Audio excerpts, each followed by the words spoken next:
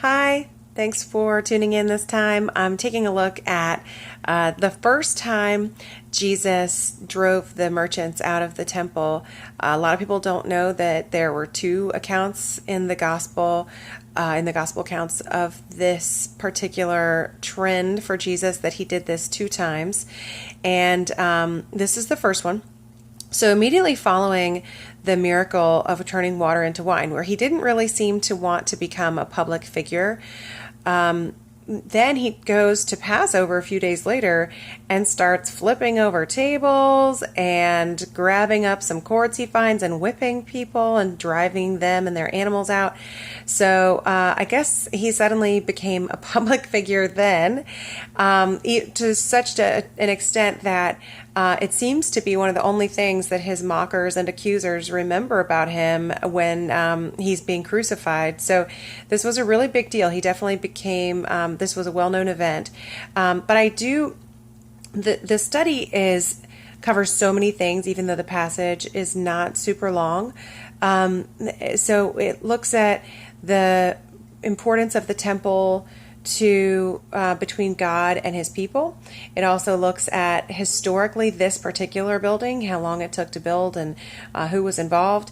And it goes over really a variety of things. But the one thing I really wanted to focus on, of course, is the main content of this passage, is that Jesus was upset that these merchants were in the temple. And why?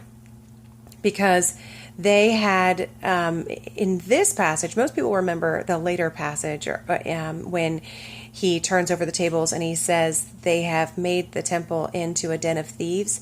This first time he did it, he just said his condemnation was related to the fact that they had made it a place of business.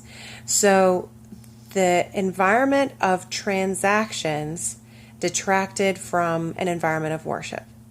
So let that be a sobering reminder to churches today. Transactions, just by virtue of taking place near where where worship is supposed to happen, are a distraction. So in this case, it was obviously even much more so, because there was a lot of haggling. The cows were lowing. Well, I say cows. I don't know all the types of animals that were in there, but animals make noise and smell bad. So it really doesn't matter if it was cows or goats or birds, whatever all it was. At any rate, they definitely would have been making a lot of noise, a lot of stink. So it was a very distracting environment for a place where people were supposed to be coming in honest worship to God. So that's really the main point of this passage, but there is a whole lot more in here about his disciples seeing the relevance of what Jesus did to the Old Testament. So I always think that's really important. How did Jesus fulfill prophecy? So what gives him more credibility as the Messiah? So take a look at it, and I hope you like it, and I'll see you next time.